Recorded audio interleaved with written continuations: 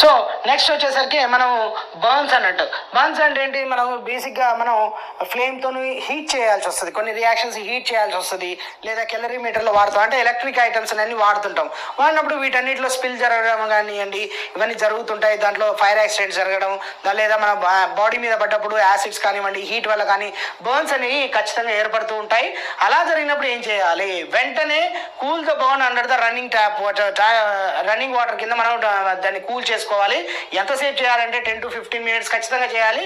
Cover loosely with the sterile గ్యాస్తో cover చేసుకోవాలి దాన్ని. వెంటనే ఎక్కడైతే గాయమైందో దాన్ని don't apply any ointment apply చేయకూడదు. వెంటనే మెడికల్ అటెన్షన్కి వెళ్ళిపోవాలి. సివియర్ బర్న్స్ ఏదైనా ఉంటే వెంటనే రిపోర్ట్ చేసుకుంటుండాలి. వీటన్నిటికి కూడా మనము డాక్యుమెంటేషన్ అనేది చేసుకుంటూ ఉండాలి. ఒకవేళ కెమికల్స్ వల్ల బర్న్ అయితే, ఫ్లేమ్ వల్ల బర్న్ అయితే అలా చేయాలి. ఒకవేళ కెమికల్స్ వల్ల చేస్తే ఏం చేయాలి, 15 minutes వరకు రన్నింగ్ వాటర్ కింద మనం ఎఫెక్ట్ ఏరియాని పెట్టాలి. అంటే రన్నింగ్ వాటర్ కింద చేయి మీద పట్టింది అనుకోండి, చేయి పెట్టాలన్నట్టు. పెట్టిన తర్వాత వెంటనే దాన్ని మెడికల్ హెల్ప్ కోసం మెడికల్ డాక్టర్ దగ్గరికి వెళ్ళి చూపించుకోవాలి. అండ్ ఏదైతే క్లోత్స్ మీద పడిందో క్లోత్ తీసేసేయాలి, డాక్టర్ దగ్గర చూపించుకోవాలి. ఖచ్చితంగా దానికి సంబంధించిన టెస్టులు ఉంటాయి, అవి చేసుకోవాలి. ఆయింట్మెంట్స్ ప్రిఫర్డ్ ఆయింట్మెంట్స్ ఉంటాయి, ఆ ఆయింట్మెంట్స్ అప్లై చేయాలి. అంతే తప్ప బర్నల్ రాయడాలు ఇలాంటివన్నీ కూడా చేయకూడదు. ఖచ్చితంగా డాక్టర్ యొక్క సలహా తీసుకోవాలి. ఎందుకంటే యాసిడ్ పడ్డప్పుడు, ఆల్కలైన్ పడ్డప్పుడు రియాక్షన్స్ వేరే తిరిగి ఉంటాయి కాబట్టి వాటికి తగ్గినట్టు మనం తీసుకోవాలన్నట్టు. ఎలక్ట్రిక్ షాక్స్ తగిలినప్పుడు ఏం చేయాలి, ఎప్పుడైతే మనకి యూజువల్గా తెలిసింది ఎలక్ట్రిక్ షాక్ కొట్టినప్పుడు ఏం చేస్తాం, వెంటనే స్విచ్ ఆఫ్ చేసుకోవాలి. స్విచ్ ఆఫ్ చేసే మెయిన్ స్విచ్ ఆఫ్ చేయాలి. స్విచ్ ఆఫ్ చేసిన తర్వాత పర్సన్ ఎవరైతే ఉంటారో ఆ పర్సన్కి సిపిఆర్ రిక్వైర్మెంట్ ఉంటే వెంటనే సిపిఆర్ ఇవ్వాలి. సిపిఆర్ ఇచ్చిన తర్వాత తనని మెడికల్ ఐసీయూకి మనం షిఫ్ట్ చేసుకోవాలి. షిఫ్ట్ చేసుకొని బీపీ ఇవన్నీ కూడా మానిటర్ చేసుకొని డాక్టర్ యొక్క హెల్ప్ తీసుకోవాలి. ఒకవేళ టాక్సిక్ ఫ్యూమ్స్ కనుక మనం అమోనియా వాడతాం, కాన్సన్ట్రేటెడ్ అమోనియా ఇవన్నీ కూడా యూజ్ చేస్తూ ఉంటాము. దానివల్ల ఫ్యూమ్స్ వస్తాయి అన్నట్టు. ఫ్యూమ్స్ వచ్చినప్పుడు మనం పీల్ చేసినాం అనుకోండి, ఎక్కువ శాతం ఫ్యూమ్స్ వచ్చి మనం పీల్ చేసినప్పుడు వెంటనే అన్కాన్షియస్ అయ్యే అవకాశం ఉంటుంది. కాబట్టి వెంటనే ఏం చేయాలంటే బయటకు వచ్చేసి దాని డోర్స్ అన్ని కూడా ల్యాబ్ యొక్క డోర్స్ ఓపెన్ చేయాలి. తర్వాత ఫ్రెష్ ఎయిర్లోకి వెళ్ళిపోవాలి. మనం ఫస్ట్ ఫ్రెష్ ఎయిర్లోకి వెళ్ళిపోయిన తర్వాత దాని తర్వాత ఇమీడియట్గా ఏదైతే ఉందో క్లోత్స్ అన్ని కూడా ఏమైనా టైట్గా ఉన్న క్లోత్స్ ఏమైనా ఉంటే దాన్ని లూజ్ చేసుకోవాలి. ఆప్రాన్స్ ఇవన్నీ తీసేసి లూజ్ క్లోత్స్ వేసుకోవాలి.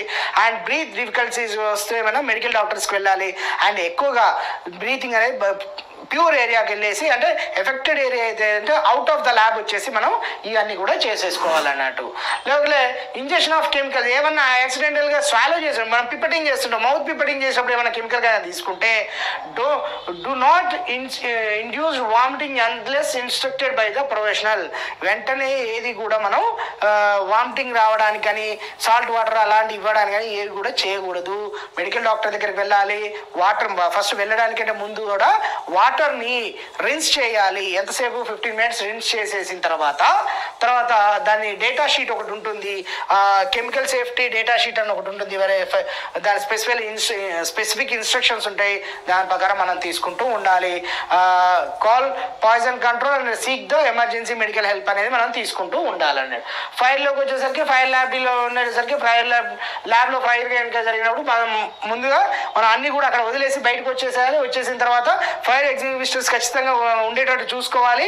దాన్ని యూజ్ చేయడం అందరికీ తెలిసి ఉండాలి. ప్రతి ఒక్క ల్యాబ్ టెక్నీషియన్ కూడా ట్రైన్ అయ్యి ఉండాలి. వాటి ద్వారా యూజ్ చేసి ఫ్లేమ్స్ని ఆఫ్ చేయడానికి చూడాలి. ఫెయింటింగ్ ఆర్ అన్కాన్షియస్ అయినప్పుడు, ఒకవేళ ల్యాబ్లో వర్క్ చేసుకుంటూ ఏదైనా పర్సన్ ఫెయింట్ అయినాడు అనుకోండి, ఏం చేయాలి, కాన్షియస్ అయినప్పుడు షాక్ వల్ల కానీ ల్యాక్ ఆఫ్ ఎయిర్ కానీ ఫ్యూమ్స్ వల్ల కానీ అయినప్పుడు ఏం చేయాలన్నట్టు, ఫస్ట్ పర్సన్ని పడుకోబెట్టాలి అండ్ లెగ్స్ని పైకి లేపాలి. ఎలివేటెడ్ లెగ్స్ అనేది ఉండాలి. And checking the airway, breathing and pulses చూడాలి. అండ్ సిపిఆర్ నెసెసరీ అయితే ఇవ్వాలి. ఇమీడియట్గా ఐసీయూకి షిఫ్ట్ చేసుకోవాలన్నట్టు. హీట్ ఎగ్జిబిషన్స్ హీట్ స్ట్రోక్స్ కనుక జరిగినప్పుడు ఏం చేయాలంటే, మూవ్ ద కూల్ ఏరియా. బాగా హీట్ ల్యాబ్లో హీట్ ఎక్కువైంది అనుకోండి, అప్పుడు ఏం చేయాలి, కూల్ ప్లేస్లోకి మనం మూవ్ అవ్వాలి. Cool the person with damp cloth or fan కింద కూర్చోబెట్టి తనతో కూల్ చేయాలి దాన్ని. తర్వాత provide the sips of water if they are కాన్షియస్లో ఉంటే మనం ఏం చేయాలి, కొంత వాటర్ ఇవ్వాలి. అండ్ డాక్టర్ దగ్గరికి పంపించాలి. డిజీనెస్, నాసియా, కన్ఫ్యూషన్ ఏదైనా ఉందా చెక్ చేసుకుంటూ దానికి తగ్గ ట్రీట్మెంట్ మనం ఇవ్వాలి. నీడిల్ ఏదైనా ఇప్పుడు శాంపుల్ కలెక్షన్ చేసేటప్పుడు నీడిల్ గుచ్చుకుంది కుచ్చుకుంది అనుకోండి, అప్పుడు ఏం చేయాలి, వెంటనే ఎక్కడైతే కుచ్చుకుందో ఆ ఏరియాని సోప్తోని వాటర్తోని పూర్తిగా క్లియర్గా మనం వాష్ చేయాలి. ఆ వూండ్ని బ్లీడింగ్ని slightly but don't squeeze it. అది ఎంతవరకు అవుతుందో రాని తప్ప మనం ఇట్లా స్క్వీజ్ చేయకూడదు దాన్ని, ఓకేనా. అలా చేయడు. యాంటీసెప్టిక్ ఏదైతుందో దాని తర్వాత క్లీన్ చేసి దాన్ని కవర్ విత్ ద బ్యాండేజ్తో చేయాలి. డాక్టర్ దగ్గర ఒకసారి చూపించుకోవాలి. అండ్ పేషెంట్ యొక్క వివరాలు కూడా మనం పూర్తిగా చూసుకొని దాని ట్రీట్మెంట్ అనేది మనం ఖచ్చితంగా తీసుకోవాలంట. ఇది మనకు ఈ చాప్టర్లో వచ్చిన ఫస్ట్ ఎయిడ్స్, దాని యొక్క అంటే యాక్సిడెంట్స్, దానికి సంబంధించిన ఫస్ట్ ఎయిడ్స్ అన్నట్టు, ఓకేనా. సో ఇది మీరు ఒకసారి టేబుల్లో చూసుకోవచ్చు. దీన్ని ఈజీగా క్లియర్గా అర్థమవడానికి చెప్పేశాను మీకు, okay. Next biomedical waste management అంటారు, బయో వేస్ట్ అంటారు. అయితే బయో వేస్ట్ అంటే ఏంటి అసలు? వేస్ట్ అంటే ఏంటి? వేస్ట్ అంటే మనకు ఫస్ట్ తెలియాల్సింది అంటే వేస్ట్ ఏంటి అంటే మనం వాడగా మిగిలిపోయిన దాన్ని వేస్ట్. మిగిలిపోయిందంటే వాడిన తర్వాత ఏర్పడేదాన్ని మనం వేస్ట్ అని చెప్పేసి అంటాం. For example syringe. ఇప్పుడు శాంపుల్ కలెక్షన్ చేస్తున్నాం. శాంపుల్ కలెక్షన్లో మనకు వేస్ట్ ప్రోడక్ట్స్ ఏమేమి ఉన్నాయి ఇందులో? ఫస్ట్ వన్ వచ్చేసి మనం క్లీన్ చేస్తాము. ఏరియాని ఎట్లా క్లీన్ చేస్తాం? స్కిన్ని మనం కాటన్తో స్పిరిట్తో క్లీన్ చేస్తాం. క్లీన్ చేసిన తర్వాత ఆ కాటన్ ఉంటుంది, అదేంటి? అది బయో వేస్ట్ అవుతుంది. సిరంజ్తో మనం బ్లడ్ డ్రా చేస్తాం. బ్లడ్ డ్రా చేసిన తర్వాత వాకిటర్నర్లో వేసుకొని సిరంజ్ ఏంటిది? ఇది డిస్పోజల్ సిరంజ్ కదా, అంటే అది కూడా వేస్టే. దాంట్లో షార్ప్ ఎండ్ వేస్ట్ అనేది కూడా, దాని నీడిల్ అనేది షార్ప్ ఎండ్ ఉంటుంది కదా, అది వేస్ట్ అన్నట్టు. సో అలాంటి వేస్ట్ ఎప్పుడైతే ప్రొడ్యూస్ అయినప్పుడు దానికి రెగ్యులేటరీ గైడ్లైన్స్ ఉన్నాయి. ఆ గైడ్లైన్స్ ఏంటి, దాన్ని ఎలా ట్రీట్ చేయాలి, ఏ బ్యాగ్లో పెట్టాలి, ఏంటి హజార్డ్స్ అనేది మనం చూద్దాం. అయితే మనకి ఈ వేస్ట్ అనేది 2 రకాల వేస్ట్ అనేది మనకు ల్యాబ్లో ప్రొడ్యూస్ అవుతుంది. అది ఒకటి ఇన్ఫెక్షియస్ వేస్ట్ అండ్ సెకండ్ది నాన్ ఇన్ఫెక్షియస్ వేస్ట్ అని 2 రకాల వేస్ట్ అనేది మనకు ప్రొడ్యూస్ అవుతుంది. ఫస్ట్ మనం ఇన్ఫెక్షియస్ వేస్ట్ గురించి చూద్దాం. ఇన్ఫెక్షియస్ వెయిట్ అంటే ఏమేమి వస్తున్నాయి దీంట్లోకి? బ్లడ్ శాంపుల్ వస్తుంది, ఎనీ శాంపుల్ కావచ్చు, ఆ శాంపుల్ కూడా దీని వేస్ట్ కిందకి వస్తుంది. Contaminated PPE, personal protection equipment ఏదైతే ఉందో దాన్ని పీపీఈ అంటాం కదా, అది కూడా ఒకసారి వాడిన తర్వాత అది వేస్ట్ అన్నట్టు. టిష్యూ శాంపుల్ కావచ్చు, ఎన్ని రకాలైనవి కూడా ఇది ఇన్ఫెక్షన్స్ వేస్ట్ కింద వస్తుంది. ఏంటి దీని యొక్క హజార్డ్ ఏంటి అంటే, దీని యొక్క ప్రమాదకరం ఏంటిది అంటే, ఇది స్ప్రెడ్స్ ద ఇన్ఫెక్షన్ కంటామినేషన్స్ కానివ్వండి, ఇన్ఫెక్షన్స్ కానివ్వండి, ఇది స్ప్రెడ్ చేస్తుంది. కాబట్టి దీన్ని పర్టికులర్ బ్యాగ్లోనే యాజ్ పర్ ద WHO, అది వరల్డ్ హెల్త్ ఆర్గనైజేషన్ కానీ, సిడిసి అంటే కమిటీ ఫర్ సిడిసి వాళ్ళు మనకు లోకల్ హెల్త్ రెగ్యులేషన్ వాళ్ళు మనకు డిసీజ్ కంట్రోల్ వాళ్ళు కమిటీ ఫర్ డిసీజ్ కంట్రోల్ వాళ్ళు లోకల్ హెల్త్ రెగ్యులేషన్ వాళ్ళు మనకు గైడ్లైన్స్ ఇచ్చారు. ఆ గైడ్లైన్స్ ప్రకారం మనం ఖచ్చితంగా yellow bags with bio hazard symbol ఉన్న బ్యాగ్ మాత్రమే ఈ శాంపుల్స్ కోసం వాడాలి. వీటన్నిటిని కూడా మనం డిస్పోజ్ చేయడానికి ముందు ఆటోక్లేవింగ్ చేయాలి, ఇన్సిరేషన్ చేయాలి, డీప్ బర్నింగ్ అనేది ఖచ్చితంగా మనం దీన్ని చేయాలి. నెక్స్ట్ షార్ప్లో ఉండే ఏంటి, నీడిల్స్ కావచ్చు, స్కాల్పల్ కావచ్చు, బ్రోకెన్ గ్లాసెస్ కావచ్చు, ఇవన్నీ కూడా ల్యాబ్ నుంచి వచ్చాయి. ఇవన్నీ ఇంజురీస్, ఇన్ఫెక్షన్ రిస్క్ అనేది పెరుగుతుంది. ఇంజురీస్ అనేది పెరుగుతుంటుంది, ఇన్ఫెక్షన్ కూడా స్ప్రెడ్ చేస్తుంది. దీన్ని ఏం చేయాలి? దీన్ని ఇది కూడా HAWH గైడ్లైన్స్ ప్రకారం మనం పంచర్ ప్రూఫ్ షార్ప్ కంటైనర్స్లో, పంచర్ ప్రూఫ్ అంటే ఇది కూర్చుకోవడం వల్ల పగిలిపోయి చినిగిపోయే లాంటివి కాకుండా ఒక దాంట్లో అలాంటి వాటిలో కాకుండా వేరే దాంట్లో వేసేయాలి. పంచర్ ప్రూఫ్ వాటి దాంట్లో వేయాలి. వీటిని కూడా ఆటోక్లేవ్ చేయాలి. పడేసే ముందు షెడ్డింగ్ బిఫోర్ డిస్పోజల్ అనేది మనం దీన్ని చేసుకోవాలి. పెథలాజికల్ వేస్ట్ అని ఉంటుంది. దాంట్లో human tissues, organs, body parts ఉంటాయి. ఇవి మన ఇన్ఫెక్షన్స్ని, కంటామినేషన్ ఉంటుంది. దీనికి కూడా ఎల్లో బ్యాగ్ ఉంటుంది. దీంట్లో ఎల్లో బ్యాగ్ చేయాలి. And waste separate automatic waste container మనం యూజ్ చేసుకోవాలి. ఇన్సిరేషన్, డీప్ బర్నల్ అనేది దీన్ని చేస్తుండాలి WHO గైడ్లైన్స్ ప్రకారం. నెక్స్ట్ కెమికల్ వేస్ట్ ఉంటుంది. ల్యాబ్లో యూజ్ చేసేది ల్యాబొరేటరీ కెమికల్స్, ఇన్ఫెక్షన్స్ అంటే మనం రియాక్షన్ చెందిన తర్వాత రిజల్ట్స్ వచ్చిన తర్వాత ట్యూబ్ ఉంటే ట్యూబ్లో రియేజెంట్ ఉంటుంది కదా, అవన్నీ కూడా వేస్ట్ కిందకి వస్తుంది. అవి ఏంటంటే టాక్సిసిటీ, పొల్యూషన్, కెమికల్ బర్న్స్ అనేవి జరుగుతాయి. అలా జరగకుండా ఉండాలంటే సపరేట్ కంటైనర్లు లేబుల్ విత్ కెమికల్ టైప్ చేసి ఉండాలి. వీటిని చేసే ముందు న్యూట్రలైజ్ చేయాలి. న్యూట్రలైజ్ చేసి ఇన్సులేషన్ చేసి స్పెషల్ ట్రీట్మెంట్ అనేది దీనికి ఇవ్వాలి. దీనికి గైడ్లైన్స్ వచ్చేసి ఈపీఏ లోకల్ ఎన్విరాన్మెంటల్ గైడ్లైన్స్ అనేవి దీంట్లో ఉంటాయి అన్నట్టు. ఫార్మాసిటికల్ వేస్ట్ అంటే అవుట్డేటెడ్ మెడిసిన్ కావచ్చు అండి, వ్యాక్సిన్స్ కావచ్చు, ఎక్స్పైర్డ్ ఇవన్నీ ఉంటాయి కదా, ఇవన్నీ కూడా దాని డైరెక్ట్గా ఎన్విరాన్మెంటల్ హార్మ్ జరుగుతాయి, టాక్సిసిటీ జరుగుతుంది కాబట్టి వీటినన్నిటిని కూడా సీల్డ్ కంటైనర్లో వేయాలి. ఫార్మాసిటికల్ వేస్ట్ అని రాసి ఉండాలి. Insulation and high temperature disposal దాంట్లో డిస్పోజల్ చేసి ఉండాలి. FDA and EPA WHO guidelines దీనికి ఇచ్చాయి.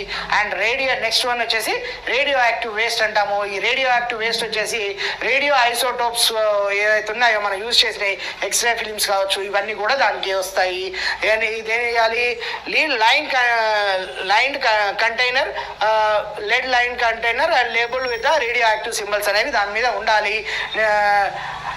డెకేన్ స్టోరేజ్ వస్తుంది. స్పెషల్ ఫెసిలిటీస్ ఫర్ డిస్పోజల్ అనేది దీనికి ఉంటుంది. దీనికి NRC IAEA and local regulations అనేవి దీనికి ఉంటుంది. అండ్ టాక్సిక్ వేస్ట్ ఉంటుంది. అదేంటి, కీమోథెరపీ డ్రగ్స్ ఉంటాయి, సైటోటాక్సిక్ ఏజెంట్స్ ఉంటాయి. ఇవన్నీ కూడా క్యాన్సర్ కార్డియన్ చేయడానికి మ్యూటేషన్ టాక్సిసిటీ ఎఫెక్ట్స్ అనేవి దీంట్లో ఉంటాయి కాబట్టి వీటిని ఖచ్చితంగా sealed clearly labelled cytotoxic waste కంటైనర్లో మాత్రమే వెయ్యాలి. ఇది కూడా OSHA EPA WHO local guidelines ద్వారా ఇది మనకు ఇన్స్ట్రక్షన్ ఇవ్వడం జరిగింది. వీటిని ఫస్ట్ ఇన్సులేషన్ చేసి హై టెంపరేచర్ దగ్గర బర్న్ చేయాలన్నట్టు. నెక్స్ట్ వన్, ఇవన్నీ కాకుండా నాన్ ఇన్ఫెక్షన్ అని ఉంటుంది. అంటే పేపర్ కావచ్చు, ఫుడ్ కావచ్చు, ప్యాకింగ్ మెటీరియల్స్ కావచ్చు, ఇవన్నీ కూడా మనకు నాన్ ఇన్ఫెక్షియస్ మెటీరియల్గా ఉంటాయి. వీటిని లో హజార్డ్ రిస్క్ కల్టర్ అంటారు. జనరల్ వేస్ట్ బిన్లో పడేయచ్చు. ల్యాండ్ ఫిల్లింగ్లో రీసైక్లింగ్లో దీన్ని యూజ్ చేస్తారు. అండ్ లోకల్ వేస్ట్ మేనేజ్మెంట్ వాళ్ళంతా కూడా దీన్ని రెగ్యులేషన్ చేస్తారు. ఇవన్నీ కూడా మనం ప్రాపర్గా మనకు గైడ్లైన్స్ ఉంటాయి. ఆ గైడ్లైన్స్ ప్రకారం మనం చేయాలి వీటిని. అండ్ వీటి వేస్ట్ మేనేజ్మెంట్ యొక్క లాగ్ బుక్ కూడా ఖచ్చితంగా మనం ల్యాబ్లో వాడుతూ ఉండాలి. ఓకేనా అండి, this is about the waste management. Next automation. ఈ ఆటోమేషన్ అంటే ఏంటి, అసలు ఏంటి ఆటోమేషన్, అసలు ఎందుకు చేస్తారు ఈ automation? Automation means to minimise the pre analytical variation, analytical variation and post analytical variation. అంటే ఎక్కడైతే మాన్యువల్ ఎర్రర్స్ జరుగుతాయో ఆ మాన్యువల్ ఎర్రర్స్ని మినిమైజ్ చేయడానికి మనం ఆటోమేషన్ అని చెప్పేసి చెప్తూ ఉంటాము. ఫర్ ఎగ్జాంపుల్ మౌత్ పిప్పెటింగ్ ఉంది. మౌత్ పిప్పెట్ యూజ్ చేసినప్పుడు మౌత్తో చేసినప్పుడు ఏమవుతుంది, ఒకసారి కరెక్ట్గా నువ్వు 5 ml వేయగలుగుతావా? కలర్లెస్ సొల్యూషన్స్ అయితే మనం లోయర్ మిన్స్కస్, కలర్డ్ సొల్యూషన్ అయితే అప్పర్ మిన్స్కస్ అనేది మనం చూసుకుంటాం. కానీ కరెక్ట్గా అంతే పడుతుందని ఉందా? ఎంతవరకు 100% ఇవ్వగలుగుతాం? దాని ఎంతసేపు 99% వరకే ఇవ్వగలుగుతాము, 100% అని చెప్పలేము. సో దాంట్లో ఎర్రరింగ్ వచ్చే అవకాశం ఎక్కువగా ఉంటుంది. సో ఆ ఎర్రరింగ్ని మనం మినిమైజ్ చేయాలి అంటే దానికే ఆటోమేటెడ్ అని చెప్పేసి వస్తుంది. అంటే మనకు పిప్పెట్స్ ఏదైతే ఉన్నాయో, మైక్రో పిప్పెట్స్ ఏదైతే ఉన్నాయో, ఆటోమేటెడ్ పిప్పెట్స్ వచ్చాయి కదా, దాన్ని ఇట్లా ప్రెస్ చేసి తీసేసి మళ్ళీ ప్రెస్ చేసుకోవడమే, అప్పుడు 100% వచ్చేస్తాయి అన్నట్టు. సో ఎర్రర్స్ అన్నీ కూడా మినిమైజ్ చేయడానికి ఇది దీన్ని ఆటోమేషన్ అనేది మనం యూజ్ చేస్తుంటాము. ఇదన్నీ కూడా కరెక్ట్గా వాటిని క్యాలిబ్రేటెడ్ చేసి ఉంటాము. ఎవ్రీ 3 monthsకి ఒకసారి కానివ్వండి, రిక్వైర్మెంట్ని బేస్ చేసుకొని దాన్ని పిప్పెట్స్ని క్యాలిబ్రేట్ చేస్తూ ఉండాలి. లైక్ ఈ ఆటోమేషన్ నుంచి వచ్చింది మనకు ఫుల్లీ ఆటోమేటెడ్ అనలైజర్స్ ఏదైతే ఉన్నాయో అవన్నీ కూడా వీటి కిందకి ఆటోమేషన్ కిందకి వస్తుంది. అసలు ఆటోమేషన్ అంటే ఏంటిది? అదేంటి, డయాగ్నోసిస్లో ఎర్రర్స్ని మినిమైజ్ చేయడానికి వాడేది. To reduce the errors and increase the efficacy and handling the large sample వాల్యూమ్స్ని ఒకేసారి ఎక్కువ మోతాదులో టెస్టులు చేయడానికి మనకు ఈ ఆటోమేషన్ అనేది ఉపయోగపడుతుంది. ఈ ఆటోమేషన్ యొక్క బేసిక్ ప్రిన్సిపల్ ఏంటి? Efficiency and accuracy. అది ఏం చేస్తుంది, అక్యురేట్గా మనం 0.5 ml అంటే 0.5 ml తీసుకుంటుంది, ఎక్కువ తీసుకోదు. కానీ పిప్పెటింగ్లో 0.5 ml అంటే మైక్రో పిప్పెటింగ్ చేసినప్పుడు మౌత్ పిప్పెటింగ్, హ్యాండ్ పిప్పెటింగ్లో నువ్వు చేయగలుగుతావా? చేయడం కష్టం. అది చేయవచ్చు, కాకపోతే దాంట్లో ఎర్రర్స్ రావడానికి ఖచ్చితమైన అవకాశాలు ఉంటాయి. ఆ ఎఫిషియన్సీ, అది అక్యురసీని మనం దీంట్లో మెయింటైన్ చేస్తాము. త్రూపుట్ అని ఉంటుంది. ఏంటి అంటే కెన్ ప్రాసెస్ లార్జ్ నెంబర్ని ఒకేసారి. మనం ఫుల్లీ ఆటోమేటిక్ అనలైజర్లు ఇప్పుడు చేయడానికి గంటకు ఎన్ని చేయగలుగుతాం? గంటకు 100 నుంచి 2000 శాంపుల్స్ కూడా మనం హ్యాండిల్ చేయగలుగుతాం బై ద ఆటోమేటెడ్ దాంట్లో. అదే మాన్యువల్ చేయాలంటే గంటలో అన్ని చేయగలుగుతామా? అని చేయలేం మనం. సో అది. అండ్ స్టాండర్డైజేషన్, దీంట్లో రియేజెంట్స్ కావచ్చు, క్యాలిబ్రేషన్స్ కావచ్చు, టెస్టింగ్ ప్రొసీజర్స్ ఆర్ స్టాండర్డైజ్గా ఉంటుంది. మనం ప్రోగ్రామ్ రాస్తాము, ఆ ప్రోగ్రామ్ ప్రకారమే ఇది రన్ అవుతుంది. ఇంటిగ్రేషన్ వచ్చేసి automation integration, pre analytical post analytical variations కానీ, streamlining of errors, entire laboratory work కూడా మనం ఫాస్టనింగ్ చేయడం కానీ. అంటే మనం ఇక్కడ ఏం చెప్పొచ్చు అంటే టర్న్ ఓవర్ టైం అంటాం. టర్న్ ఓవర్ టైం అంటే శాంపుల్ మన దగ్గరకు వచ్చిన తర్వాత రిపోర్ట్ డిస్పాచ్ చేసే టైంని, అంటే విత్ ఇన్ ద 4 hours మనం టర్న్ ఓవర్ టైంలో లార్జ్ అమౌంట్ని మనం ఇవ్వచ్చు. క్వాలిటీ కంట్రోల్, క్వాలిటీని కూడా మనం బేసిక్గా మెయింటైన్ చేసుకోవచ్చు ఇక్కడ ఆటోమేటెడ్ సిస్టమ్ ద్వారా. రోబోటిక్ సిస్టమ్ అని చెప్పేసి అంటారు. Reboost the quality control, measure the monitor the precision and accuracy of assessment అనేది చేసుకుంటూ వెళ్ళిపోవచ్చు అన్నట్టు. What are the components of automated analyser? దీంట్లో వచ్చేసి కాంపోనెంట్ వచ్చేసి సెవరల్ కీ పాయింట్స్ ఉంటాయి. దాంట్లో ఆటోమేటెడ్ అనలైజర్స్ ఉంటాయి. Chemistry analysers, immuno analysers, haematology analysers అనేది బేసిక్గా యూజ్ చేస్తుంటాము. నెక్స్ట్ శాంపుల్ మేనేజ్మెంట్స్ వచ్చేసరికి ప్రీ అనలిటికల్ ఆటోమేషన్ ఒకటి ఉంటుంది. ప్రీ అనలిటికల్ ఆటోమేషన్ వస్తుంది.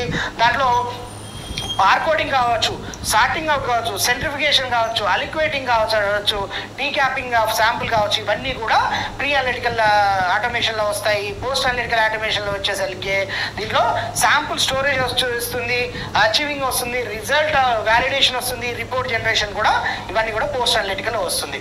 రోబోటిక్ ఆర్మ్స్ అంటే లోపల మనకి ఆటోమేషన్లు ఇలా తిరుగుతుంటాయి కదా, వాటిని రోబోటిక్ ఆర్మ్స్ అని చెప్పేసి అంటుంటాము. ఇవి మూవ్ అవ్వడం వల్ల పర్టికులర్ శాంపుల్ని తీసుకొని మనకు తీసుకోవడానికి రిడ్యూసింగ్ ద మాన్యువల్ హ్యాండ్లింగ్ అనేది అది యూజ్ అవుతుంది అన్నట్టు. ట్రాకింగ్ ఆఫ్ సిస్టమ్, ఈ ఆటోమేషన్ వల్ల ఏమవుతుందంటే ట్రాకింగ్ సిస్టమ్ కూడా డెవలప్ అయింది అన్నట్టు. సో మనం ఈజీగా శాంపుల్కి నెంబర్ ఇచ్చింటాం. మనం ఒక 10,000 శాంపుల్ రన్ చేస్తుంటాం. ఒక లాస్ట్ వీక్ మొత్తం మీద 10,000 శాంపుల్ రన్ చేస్తుంటాము. ఫర్ ఎగ్జాంపుల్ 50వ శాంపుల్ పలానా డేట్ కావాలన్నప్పుడు 50వ శాంపుల్ అంటే శాంపుల్ నెంబర్ ఒకటి వేసి ల్యాబ్ నెంబర్, శాంపుల్కు ల్యాబ్లో మనం ఒక నెంబర్ ఇచ్చి ఉంటాం కదా, ఆ నెంబర్ టైప్ చేసి దాని డేట్ ఇస్తే ఆటోమేటిక్గా కరెక్ట్గా మీరు అదొక దాని యొక్క రిజల్ట్స్ అనేది ఓపెన్ అవుతాయి. దీనివల్ల ఏమవుతుంది, టైం కన్సంప్షన్ అనేది తగ్గిపోతుంది. దీని ట్రాకింగ్ సిస్టమ్ కూడా డెవలప్మెంట్ అనేది చేసుకోవచ్చు. డేటా మేనేజ్మెంట్, ఇవన్నీ కూడా దీన్ని ఏమంటారంటే ల్యాబొరేటరీ ఇన్ఫర్మేషన్ సిస్టమ్ అని చెప్పేసి అంటాం, LIS అని చెప్పేసి అంటాము. ఇదంతా కూడా మనకు కంప్యూటరైజ్డ్ అయి ఉంటుంది. ఇది సిస్టమ్ అవుతుంది. Tracking of results, patient information, quality control, ఇవన్నీ కూడా ఈ హాస్పిటల్కి సంబంధించినది కూడా LIS సిస్టమ్ ద్వారా, ల్యాబ్ ఇన్ఫర్మేషన్ సిస్టమ్ ద్వారా ఈజీగా మనం స్టోర్ చేసుకోవచ్చు అండ్ ఈజీ టు హ్యాండిల్ అన్నట్టు. రియేజెంట్ మేనేజ్మెంట్ అంటే ఏంటి, మనం రియేజెంట్ స్టాక్ రాగానే కంప్యూటర్లో ఎంటర్ చేసి ఆటోమేషన్లో ఎంటర్ చేసి పెట్టుకున్నాం అనుకోండి, ఎంత యూజ్ చేసాము, ఎంత ఇంది అన్ని రాసుకుంటుంటే మనకి ఈజీగా అర్థమైపోతుంది. ప్రతిసారి కౌంట్ చేసుకోవాల్సిన అవసరం ఉండదు. దాని ద్వారా మనం చేసుకుంటూ వెళ్ళిపోవచ్చు. ఈ జనరల్ ప్రిన్సిపల్ వచ్చేసి ప్రీ అనలిటికల్ స్టేజెస్ అని ఉంటుంది. ప్రీ అనలిటికల్ స్టేజెస్లో స్పెషల్ కలెక్షన్ సార్టింగ్ అవుట్లో యూజ్ అవుతుంది, సెంట్రిఫికేషన్ అండ్ అలిక్వేటింగ్లో యూజ్ అవుతుంది. అయితే మనకు అనలిటికల్ దాని స్టేజ్కి వచ్చేసరికి శాంపుల్ లోడింగ్ కావచ్చు, టెస్టింగ్ కావచ్చు, క్వాలిటీ కంట్రోల్ కావచ్చు, ఈ ఆటోమేషన్ ద్వారా చాలా చాలా ఈజీ అవుతుంది.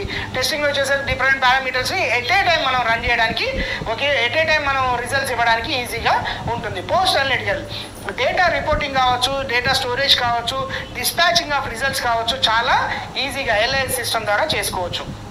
ఈ application of automation in the clinical laboratory వచ్చేసి రొటీన్ బయోకెమికల్ అనాలిసిస్ కోసం బాగా యూజ్ అవుతుంది. ఎండోక్రైనాలజీ అండ్ ఇమ్యూనాలజీ ద్వారా యూజ్ అవుతుంది. దీనిలో కూడా యూజ్ చేస్తారు. టాక్సికాలజీలో యూజ్ చేస్తున్నారు. దీంట్లో ఇంకొకటి ఏంటంటే ఎమర్జెన్సీ టెస్టింగ్ అని ఉంటుంది. స్టార్ట్ టెస్టింగ్ అని చెప్పేసి ఉంటుంది. అంటే ఈ నీకు టెస్ట్ ఒక 100 శాంపుల్ ఇచ్చాము, రన్ అవుతూ ఉంది. ఒకవేళ ఎమర్జెన్సీ శాంపుల్ వచ్చింది అనుకోండి, దాన్ని కూడా స్టార్ట్ అనే బటన్ ఉంటుంది. దాన్ని ప్రెస్ చేసి లోడ్ చేసుకొని ప్రెస్ చేస్తే సరిపోతుంది. ఇమీడియట్గా ఫస్ట్ ఈ టెస్ట్ చేసి మనకి ఇస్తుంది. మాలిక్యులర్ డయాగ్నోస్టిక్లో PCR మనం యూజ్ చేస్తూ ఉంటాం. డిటెక్టింగ్ జెనెటిక్ అండ్ ఇన్ఫెక్షన్ డిసీజెస్ని మనం దీంట్లో చూసుకోవచ్చు.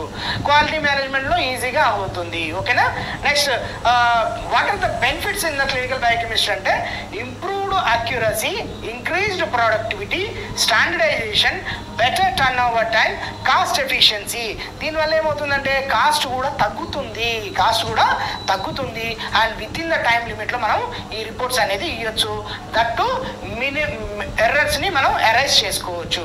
This is about the automation. సరే, ఇప్పుడు ఆటోమేషన్ ఇవన్నీ మనకు తెలుసు. సో నెక్స్ట్ వచ్చేసి ఎథిక్స్ అనేది ఉంటాయి. అంటే ప్రతి దాంట్లో కూడా ఎథికల్ వాల్యూస్ అనేవి ఉంటాయి, వాలంటీరింగ్ అనేది ఉంటాయి, కంప్లైంట్స్ అనేవి ఉంటాయి. ఇవన్నీ కూడా మనం హ్యాండిల్ చేయాలి. అవి ఏంటో మనం చూద్దాం. సో దీంట్లో ఎథికల్ కన్సిడరేషన్ అనేది ఖచ్చితంగా ఉంటుంది. ఏంటి అంటే ఒక పేషెంట్ యొక్క రిపోర్ట్స్ పేషెంట్కి తప్ప ఎవరికి కూడా మనం డిస్క్లోజ్ చేయకూడదు.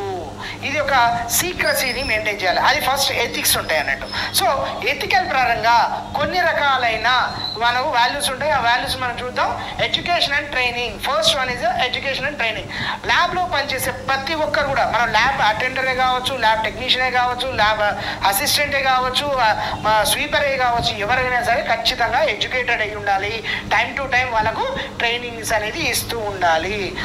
Professional conduction.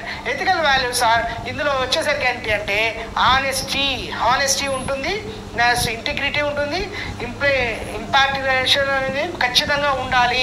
అండ్ వాళ్ళు ఖచ్చితంగా కూడా లీడర్ అంతా కూడా వీళ్ళని ఎడ్యుకేట్ చేస్తూ ఉండాలి. ఫాల్సిఫైయింగ్ ద రిజల్ట్స్ అంటే తప్పుడు రిజల్ట్స్ రాయడానికి కూడా మనం ఎథికల్ కన్సిడరేషన్ కిందకి, అనెథికల్ కన్సిడరేషన్ కిందకి వస్తుంది. Standardisation procedure. The maintenance of consisting quality in the test protocol reflects the ethical committee. అంటే మన క్వాలిటీ చెకప్ కూడా దీని ఎథికల్ కన్సిడరేషన్ కింద వస్తుంది. దానివల్ల ఏమవుతుందంటే దీని కింద accurate, reliability and safety results, uploading the patient well being అనే కోసం అనేది మనకు యూజ్ వస్తుంది. సో వాలంటీరింగ్లో వచ్చేసరికి ఇన్ఫార్మ్డ్ కన్సెంట్ తీసుకోవడం, అవాయిడ్ కోఎరిషన్ తీసుకోవడం, రెస్పెక్ట్ ఫర్ అటానమీ అనేది మనకు ఈ మూడు దీని కిందకి వస్తుంది. వాలంటరీనెస్ అనేది వస్తుంది దీంట్లో. ఇది చూడండి, ఇన్ఫార్మ్ కన్సెంట్ అనేది పేషెంట్ యొక్క నువ్వు శాంపుల్ డ్రా చేసేటప్పుడు కావచ్చు, పేషెంట్ యొక్క నువ్వు టెస్ట్ చేయాలనుకున్నావు, పేషెంట్ అడల్ట్ అయితే మనం ఖచ్చితంగా పేషెంట్ యొక్క కన్సెంట్ తీసుకోవాలి. ఒకవేళ మైనర్ అయితే, మేజర్ అయితే మనం అలా చేస్తాం, మైనర్ అయితే ఖచ్చితంగా పేరెంట్ కావచ్చు, గార్డియన్ యొక్క తీసుకున్న తర్వాత మనం టెస్టింగ్ అనేది ఖచ్చితంగా చేసేయాలి. ఓకేనా. అవాయిడ్ కోఎరిషన్ వచ్చేసరికి no patient should be feel pressure to undergo laboratory test. ఎక్కడ కూడా వాళ్ళు ల్యాబ్కి వెళ్ళి టెస్ట్ చేసుకోవడానికి భయపడకూడని సిచ్యువేషన్ మనం తీసుకురావాలి. ఫీల్ ఫ్రెండ్లీ అన్నట్టు ఉండాలి. అండ్ వాళ్ళకేంటి, వాళ్ళ యొక్క రిపోర్ట్స్ వాళ్ళకి తప్ప వేరే వాళ్ళకు తెలియకుండా ఉంచేంత సీక్రెసీని మనం మెయింటైన్ చేయాలి. Respect for autonomy. ఇక్కడ ఏమొస్తుంది, patient should have a right to make a decisions regarding వాళ్ళకు there care including the which tests accept or refuse and autonomy of the preserved. అంటే ఇక్కడ ఏంటి, దీంట్లో పేషెంట్కి అన్ని రకాలైన రైట్స్ ఉన్నాయి. ఆ టెస్ట్ చేయించుకోవాలా వద్దా అనేది ఆ రైట్స్ని కాపాడుతూ ఉండాలి. Next complaints. ఏదన్నా అడ్హరెన్స్ కానీ లీగల్ అనేది రెగ్యులేటరీ స్టాండర్డ్స్ అనేవి ఉంటాయి. ల్యాబొరేటరీ మస్ట్ బి ఖచ్చితంగా లా అండ్ రెగ్యులేషన్స్ మాట్లాడుతూ ఉండాలి. గవర్నింగ్ క్లినికల్ పార్టీస్ ఏదైతే ఇస్తున్నాయో దాని ప్రకారం మనం చేస్తూ ఉండాలి. దానికి ఎగ్జాంపుల్ HIPAA ఇన్ యుఎస్ఏ అనేది బాగా యూజ్ అవుతుంది. డేటా సెక్యూరిటీ బేస్ చేసుకొని ఇది ఉంటుంది అన్నట్టు. అంటే ఈ పేషెంట్ యొక్క డేటాను ఎక్కడా కూడా యూజ్ చేయకూడదు అనేది మనకు ఉండాలి. Quality assurance and control. మనం అష్యూరెన్స్ ఖచ్చితంగా ఇవ్వాలి. క్వాలిటీ చెకప్ కావచ్చు, ప్రోటోకాల్స్ కావచ్చు, అన్ని కాల్ చేస్తున్నట్టు ఉండాలి. అండ్ ఈ ఎర్రర్స్ ఏవైతుండే preventing the errors and harm to the patient అనేది జరగకుండా చూసుకోవాలి. Reporting and transparency. If error అక్కడే అంటే హీమోలైసిస్ కావచ్చు, లేదా శాంపుల్ మిస్ప్లేస్ కావచ్చు, కొన్ని సందర్భాల్లో అలా జరిగినప్పుడు మనల్ని దాన్ని దాచిపెట్టకుండా కరెక్ట్గా పేషెంట్ చెప్పేసి మళ్ళీ పేషెంట్ యొక్క శాంపుల్ తీసుకొని, కన్సర్న్ తీసుకొని, పేషెంట్ యొక్క శాంపుల్ తీసుకొని టెస్ట్ చేసి ఇవ్వాలి. దీన్ని ట్రాన్స్పరెన్సీ అని చెప్పేసి అంటాం అన్నట్టు. సో మన ల్యాబ్లో వాడే కొన్ని వాటి ఎథికల్ కన్సిడరేషన్స్ ఇక్కడ ఉన్నాయి చూడండి. టేబుల్ ఫామ్లో మీకు ఈజీ డిస్క్రిప్షన్స్లో ఇచ్చాను. Confidentiality. First one is the confidentiality. So patient మనకు అష్యూరెన్స్ ఇవ్వాలి, మేము మీకు అన్ని రకాల అష్యూరెన్స్ ఇస్తున్నాం, కాన్ఫిడెంట్గా ఉంటుంది, మీ రిజల్ట్స్ కావచ్చు, మీ పేరు కావచ్చు, మీ ఏజ్ కావచ్చు, అన్నీ కూడా ఉంటుంది అని చెప్పేసి ఇవ్వాలి. Informed consent. పేషెంట్ యొక్క అంగీకారం అనేది ముందుగా తీసుకోవాలి. అక్యురసీ. మన ల్యాబ్లో టెస్ట్లు అక్యురేట్గా జరుగుతున్నాయనే అష్యూరెన్స్ పేషెంట్స్ కూడా ఇవ్వాలి. అండ్ దాంతోపాటు మనం క్వాలిటీ చెకప్ కావచ్చు, క్వాలిటీ కంట్రోల్ కావచ్చు, క్యాలిబ్రేషన్స్ కావచ్చు, ఇవన్నీ కూడా పర్టికులర్గా చేసినప్పుడు అక్యురసీ అనేది మనం చూపిస్తున్నాము. నో మాల్ ఎఫిషియన్సీ అంటే avoid the harm to the patient ensuring the test are necessary to perform the safety. అంటే పేషెంట్కి ఎప్పుడు నువ్వు ఖచ్చితంగా చేసుకోవాలి, ఇట్లా చేయాలి అని చెప్పేసి నువ్వు ఇవ్వకూడదు. ఏదైనా సరే సజెషన్స్ ఇవ్వాలి. If patient are agree you can go for that. ఓకేనా? సో బెనిఫిట్స్ అన్నట్టు. బెనిఫిట్స్ ఏమున్నాయి ఇక్కడ? Ensuring that lab particular contributes the positively to the patient health and wealth బీయింగ్కి మనం ఇస్తూ ఉండాలి. జస్టిస్, నువ్వు చేసిన ప్రతి దానికి కూడా ఒక జస్టిస్ అనేది ఉండేది, బ్యాక్గ్రౌండ్ ఉంటుంది, ట్రీట్మెంట్కు యూజ్ అవుతూ ఉండాలి, ఫెయిర్నెస్ ఉండాలి, ఖచ్చితంగా మనకు ఇస్తూ ఉండాలన్నట్టు. Competency and continuous training programme అనేది మన ల్యాబ్ టెక్నీషియన్స్ కోసం, ల్యాబ్లో వర్క్ చేసే వాళ్ళందరి కోసం ఇవ్వాలి.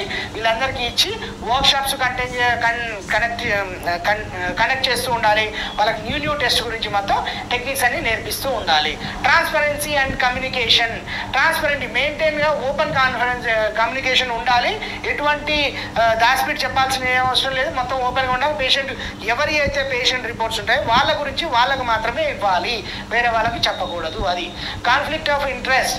So avoiding the situation where the personal and financial interest could be effect the professional judgement అనేది మనం ఇవ్వకూడదు.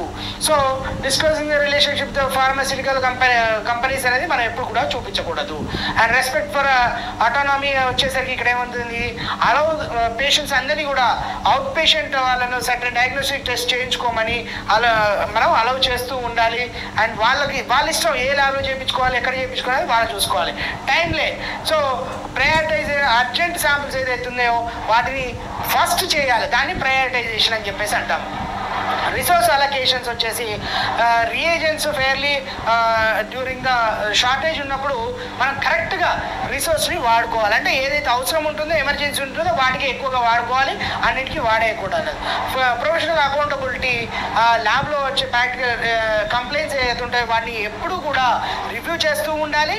రివ్యూ చేసిన తర్వాత వాటి యొక్క తగ్గట్టుగా మనం ల్యాబ్ని రన్ చేసినట్టు ఉండాలి. ఓకేనా? పేషెంట్ సేఫ్టీ వచ్చేసరికి ఫాలోయింగ్ స్ట్రిక్ట్గా ఈ ప్రోటోకాల్స్ అన్ని కూడా చేయాలి. ప్రివెన్స్ క్రాస్ కంటామినేషన్ అనేది ఖచ్చితంగా ఉండాలి. ఇది about ethical values in the laboratory అనేది ఈ చాప్టర్ కిందకి వస్తుంది. ఓకేనా అండి? Okay. So after ethical consideration now we are discussing about the computers. Computer యొక్క నాలెడ్జ్ ఎంతవరకు ఉండాలి? అయితే ఇక్కడ కంప్యూటర్స్ అనేది ఎందుకు నాలెడ్జ్ ఉండాలి ల్యాబ్ టెక్నీషియన్ కంటే, బికాస్ ఎక్కడైనా సరే చూడండి ఆటోమేషన్ అనేది జరిగిపోయింది. ల్యాబ్స్ అన్ని కూడా ఆటోమేషన్ అయింది. మాన్యువల్ మెథడ్స్ అనేది ఎంతవరకు చేస్తున్నాము? చాలా నెగ్లిజబుల్ అమౌంట్లో మనం చేస్తున్నాం. అంటే చాలా తక్కువ, ఒక 5% కూడా మనం మాన్యువల్ మెథడ్స్ అనేవి చేయట్లేవు. మ్యాక్సిమం మనం అంతా కూడా ఆటోమేషన్ అనేది చేస్తున్నాము. ఆటోమేషన్ అంటే ఆటో అనలైజర్స్ పెట్టి చేస్తున్నాము.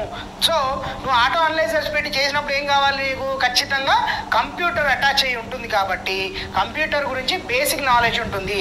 అయితే ఈ కంప్యూటర్స్ మనకి ఎక్కడెక్కడ ల్యాబ్లో యూజ్ అవుతుంది? First of all patient registration అంటాము. అవుట్ పేషెంట్ కావచ్చు, ఇన్ పేషెంట్ కావచ్చు. పేషెంట్ రిజిస్ట్రేషన్ ఫస్ట్ స్టెప్లో మన కంప్యూటర్ యూజ్ అవుతుంది. సెకండ్ స్టెప్ శాంపుల్ కలెక్షన్ దగ్గరకు వచ్చేసరికి శాంపుల్ లేబులింగ్, ఇక్కడ కూడా ఆటోమేషన్ అంటే కంప్యూటర్ యూజ్ చేయడం జరుగుతుంది. నెక్స్ట్ శాంపుల్ రిసీవింగ్ తర్వాత సెంట్రిఫికేషన్ అండ్ అనాలసిస్, ఇక్కడ ప్రోగ్రామ్ టెస్ట్ ఇదన్నీ జరగడానికి కూడా మనము ఖచ్చితంగా కంప్యూటర్స్ అనేవి యూజ్ చేస్తుంటాము.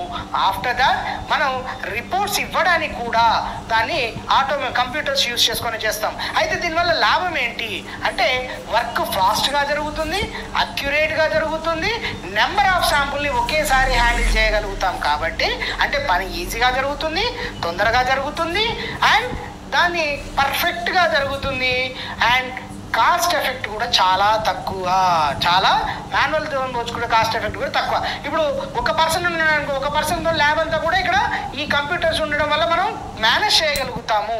అంటే ఇప్పుడు ఇక్కడ 10 మంది అవసరం ఉన్న దగ్గర ఒక 4గురితోని మనం పని చేయించుకోగలుగుతాము కంప్యూటర్స్ వల్ల. అందుకని ఈ కంప్యూటరైజేషన్ అనేది ఉంటుంది. అదే కాకుండా రిజల్ట్స్ తీసుకోండి. ఇప్పుడు మనం రిజల్ట్స్ వచ్చినాయని పేషెంట్ మన దగ్గరకు వచ్చి 4 సార్లు తిరిగిపోవాల్సిన అవసరం లేదు. ఈ కంప్యూటర్ ద్వారా LIS system, HIS system add అవడం అంటే LIS అంటే ల్యాబొరేటరీ ఇన్ఫర్మేషన్ సిస్టమ్ని హాస్పిటల్ ఇన్ఫర్మేషన్ సిస్టమ్తో లింకప్ చేయడం వల్ల ల్యాబ్ నుంచి రిజల్ట్స్ని డైరెక్ట్గా వార్డులో ఉన్న డాక్టర్ ఓపెన్ చేసి చూసుకోవచ్చు కంప్యూటర్ ద్వారా. కాబట్టి కంప్యూటర్స్ అనేవి చాలా చాలా important in the labs. LIS, HIS ఈ రెండు కూడా గుర్తుపెట్టుకోండి, ఓకేనా. సో దాని కనెక్షన్ కోసం అయితే థియరిటికల్ నాలెడ్జ్ అనేది ఏమి ఉండాలి?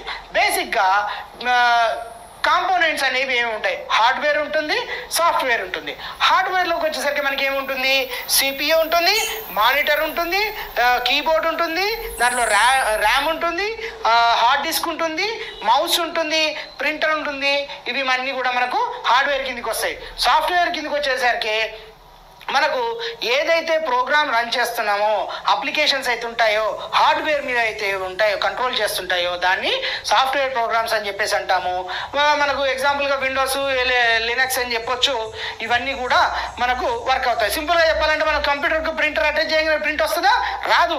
దానికి సాఫ్ట్వేర్ మనం ఇన్స్టాల్ చేసుకుంటేనే అది వర్క్ అవుతుంది. అంటే హార్డ్వేర్ని వర్క్ చేపించేదే సాఫ్ట్వేర్ అన్నట్టు. ఆ సాఫ్ట్వేర్ అనేది మనకు ఉండాలి. బేసిక్ ఆపరేటర్, బేసిక్గా ల్యాబ్లో దేనికి యూజ్ చేస్తాము? Data entry, data storage, data retrieval కోసం, కమ్యూనికేషన్ కోసం మనం దీన్ని యూజ్ చేస్తాము. LIS సిస్టమ్ అంటాం దీన్ని. LIS సిస్టమ్ అంటే ల్యాబొరేటరీ ఇన్ఫర్మేషన్ సిస్టమ్ ఉంటుంది. సో ఎసెన్షియల్ ఫర్ ద వర్క్ని తొందరగా చేయడానికి అండ్ తొందరగా ట్రాన్స్మిట్ చేసుకోవడానికి యూజ్ అవుతుంది. దీని యొక్క ఫంక్షన్స్ ఏంటి అంటే sample management, data entry and retrieval, test analysis, రిపోర్టింగ్కి ఇవి యూజ్ అవుతాయి. క్వాలిటీ కంట్రోల్ కావచ్చు, డేటా ఇంటిగ్రిటీ కావచ్చు, వీటన్నిటికి యూజ్ అవుతుంది. ఇది బేసిక్ యూజ్ వచ్చేసి managing the patient test order, storaging processing the biochemical test results like glucose, cholesterol, మల్టిపుల్ని ఒకేసారి అంటే పేషెంట్ నేమ్ కొట్టగానే అన్ని అతను చేయించుకునే టెస్టులన్నీ డిఫరెంట్ డేట్లలో వచ్చినాయి కూడా అన్ని ఒకేసారి చూపించుకోవచ్చు. అంటే దీని ద్వారా ఏమవుతుంది? Tracking of the patient results అనేది కూడా మనకు ఈజీగా అవుతుంది. అండ్ రియేజెంట్ యొక్క ట్రాకింగ్ కూడా మనకు చాలా ఈజీ అవుతుంది. HIS అంటే ఏంటిది? ఇది software system develop for the maintenance and linking up different areas of hospital like stores కావచ్చు, ల్యాబ్స్ కావచ్చు, వార్డ్స్ కావచ్చు, ఆపరేషన్ థియేటర్స్ కావచ్చు. వీటన్నింటినీ కూడా HIS సిస్టమ్ ద్వారా ఫార్మసీ కావచ్చు, వీటన్నింటినీ కూడా చేసుకోవచ్చు అన్నట్టు. దీంట్లో ఇంటిగ్రేషన్ విత్ LIS వచ్చేసి డేటా ఫ్లో కోసం, కమ్యూనికేషన్ కోసం, బిల్లింగ్ కోసం మనకు ఈ మూడింటి కోసం యూజ్ అవుతుంది.